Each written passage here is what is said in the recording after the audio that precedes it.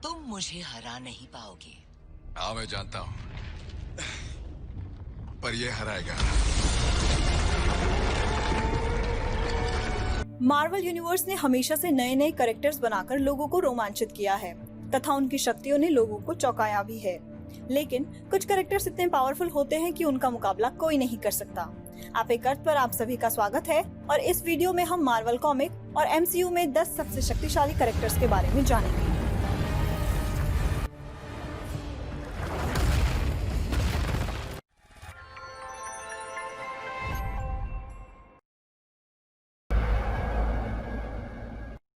हम उसे कहते हैं गैलेक्टस, ग्रहों का विनाशक। Number 10 Galactus. गैलेक्टस जिन्हें दुनिया के भक्षक के रूप में भी जाना जाता है, अपने जीवन को बनाए रखने के लिए ग्रहों का उपभोग करते हैं। उनके पास असीमित ब्रह्मांडीय शक्तियां और ज्ञान है। जो कोई भी उन्हें देखता है वह उसे अपनी प्रजाति जैसा ही दिखता है। प्रारंभ में उनका ओरिजिन अर्थात उद्गम गैलम नामक एक अंतरिक्षीय एक्सप्लोरर के रूप में हुआ था, जिसने एक तारे के पास से गुजरते हुए अपनी क्षमताओं को प्राप्त किया था। लेकिन बाद में उनकी उत्पत्ति को संशोधित किया और उसमें विस्तार हुआ। वह ब्रह्मांड की पहली जीवित इकाई है। उसके पास टेलीपोर्टेशन, आकार में बदलाव, बल क्षेत्रों के निर्माण आदि जैसी क्षमताएं हैं। Number 9 Magas. मैगस एक एलियन सभ्यता का तकनीकी जैविक संरक्षक है। वह पहली बार न्यू म्यूटेंट्स वॉल्यूम 1 में दिखाई दिया। उसका शरीर काले और पीले रंग का है। इसमें आकार बदलने, सुपर स्ट्रेंथ, स्टार फ्लाइट, किसी तकनीकी वस्तु की नकल करना और जैविक जीवन की तकनीकी जैविक प्राणियों में बदलने जैसी शक्तियां हैं। उसकी ऊर्जा के आधार पर उसका आकार और शक्ति भिन्न होती है। अधिकतम ऊर्जा होने पर वह एक तारे को तोड़ सकता है।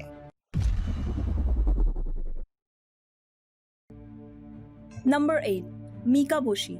अमास्तु मीकाबोशी जापानी पौराणिक कथाओं के मीकाबोशी पर आधारित बुराई और अराजकता का एक राक्षसी देवता है। वह हरक्यूलिस और थॉर से दुश्मनी के लिए जाना जाता है। वह पहली बार थॉर ब्लड ओथ 6 में दिखाई दिया। मीकाबोशी के पास अलौकिक शक्ति, गति, स्थायित्व, चपलता, धीरज और पुनरावृत्ति क्षमताओं के साथ साथ जापानी काले जादू का भी ज्ञान है। मीकाबोशी ने अपेक्षाकृत कम से कम प्रयासों में ताकतवर से ताकतवर देवता को हरा दिया। उसने ज़्यूस जैसे स्काई फादर को भी अपंग बनाकर मार दिया। नंबर 7 सिट्रैक। सिट्रैक देवता है जिन्हें धरती पर तब तक पूजा गया जब तक कि उन्हें वहां से निर्वासित नहीं किया गया था। वह मार्वल कॉमिक्स में सबसे शक्तिशाली जादुई व्यक्ति हैं और डॉक्टर स्ट्रेंज जैसे जादूगरों के लिए शक्ति का स्रोत हैं। वह सिट्रैक के क्रिम्सन जैम के माध्यम से जुगनॉट को भी शक्ति प्रदान करता है। वह क्रिम्सन कॉस्मोस में रहता है जहां वह सर्वशक्तिमान है। सिट्रैक का पहली बार स्ट्रेंज टेल 1/124 में उल्लेख किया गया था। सिट्रैक ने डॉक्टर स्ट्रेंज को ढाल के रूप में प्रयोग करने के लिए एक इंडेस्ट्रक्टिबल अर्थात अविनाशी बैंड भी दिया था।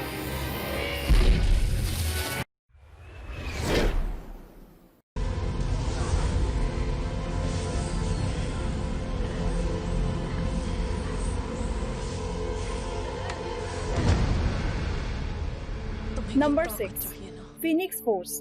फीनिक्स फोर्स जीवन और जुनून की एक अमर और अपरिवर्तनीय फोर्स है। फीनिक्स फोर्स अक्सर अन्य कैरेक्टर के साथ बॉन्ड अर्थात बन जाता है, विशेष रूप से जीन ग्रे के साथ, और बॉन्डेड अवस्था में फीनिक्स के रूप में जाना जाता है। फीनिक्स ब्रह्मांड में सबसे अधिक भयानक प्राणियों में से है और ब्रह्मांड के किसी भी हिस्से को बढ़ाने या नष्ट करने की शक्ति रखता है। मास्टरमाइंड और एमा फ्रॉस्ट द्वारा भड़काए जाने के बाद फीनिक्स डार्क फीनिक्स में तब्दील हो गए। Number 5 Franklin Richard. Franklin Richard, जो कि रीड रिचर्ड और सुजन स्ट्रॉम का बेटा है, एक rare beyond omega level mutant है। कॉमिक में उसे आमतौर पर एक बच्चे के रूप में चित्रित किया जाता है और नवोदित सुपर हीरो होने के कारण वह अनुभवहीन होता है और इसलिए वह अपनी अथाह शक्तियों को पूरी तरह से नियंत्रित कर पाने में सक्षम नहीं होता है। उसके पास वास्तविकता को बदलने की शक्ति होती है, यानी कि वह किसी भी विचार या इच्छा को पूरा कर सकता है। फ्रैंकलिन ने एक बार अवचेतन रूप में अपना पॉकेट ब्रह्मांड बना दिया था। इसके कारण कई कॉस्मिक एंटिटीज जैसे कि गैलेक्टस, एटर्निटी इत्यादि का अध्ययन उसकी तरफ से किया गया और उन्होंने उसे सेलेस्टियल तक के साथ कंपेयर कर दिया। Number 4 eternity. समय का ही अवतार एटर्निटी अंतरिक्ष समय यहाँ तक कि वास्तविकता में मर्जी के हिसाब से फेरबदल कर सकता है। उसका पहली बार स्ट्रेंज टेल 134 में उल्लेख किया गया था। वह पहली बार स्ट्रेंज टेल 138 में दिखाई दिया। डॉक्टर स्ट्रेंज पहले मानव है जो एटर्निटी के संपर्क में आए। डॉक्टर स्ट्रेंज एटर्निटी की खोज तब करते हैं जब उनके गुरु एंशिएंट वन पर हमला हो जाता है। हमलावर एंशिएंट वन का ही पूर्व छात्र बॉर्न मॉर्डो होता है, जिसका साथ डोरमामू दे रहा होता है। डोरमामू को अंततः एटर्निटी हरा देता है। एटर्निटी के क्रिएशन के समर्थन में दूसरे सेंटिएंट फोर्स अर्थात संवेदनशील बल के रूप में बनाया गया था और एटर्निटी से पहले पूरा ब्रह्मांड एक था।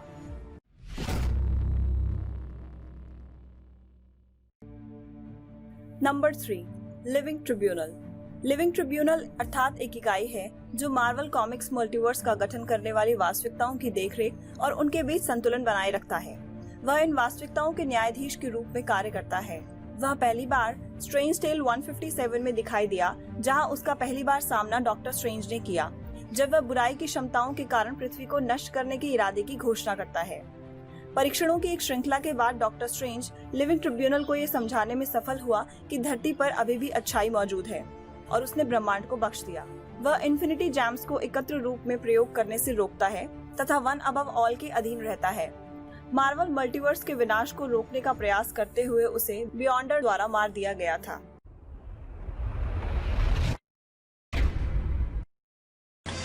ये सोचो कि मैं इस संसार से परे हूँ और तुम मुझे बुला सकते हो बियॉन्डर। नंबर 2, बियॉन्डर।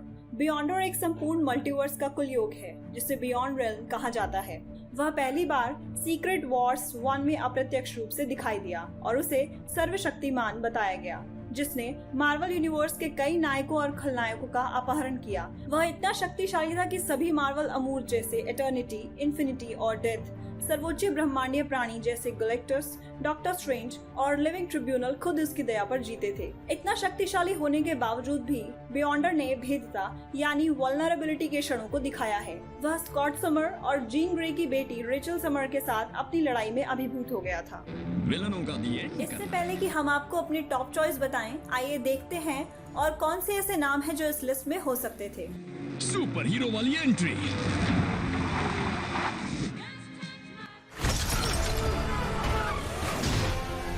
जैसी तुम्हारी मर्जी।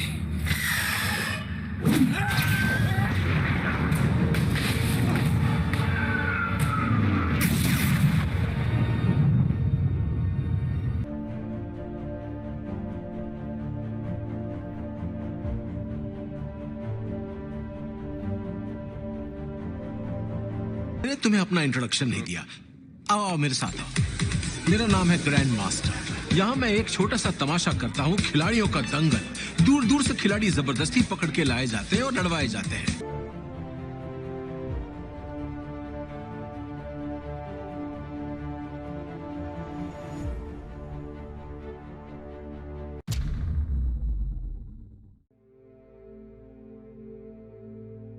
Number 1, one above all.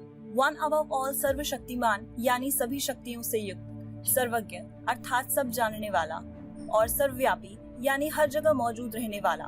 साधारण शब्दों में कहा जाए तो मार्वल मल्टीवर्स में सबसे शक्तिशाली है।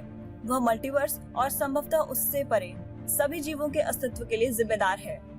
One above all living tribunal, जिसे कि कॉस्मिक ओवरसीयर कह सकते हैं, उसका भी मास्टर है।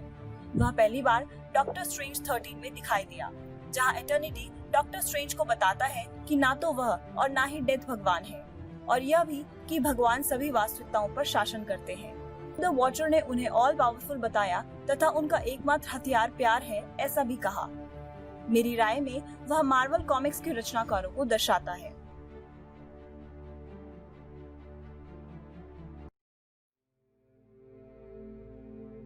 वीडियो देखने के लिए आपका शुक्रिया। Please like, share and subscribe. अगर आपको किसी और विषय पर टॉप 10 वीडियोस या जानकारी चाहिए तो नीचे कमेंट में लिखना ना भूलें।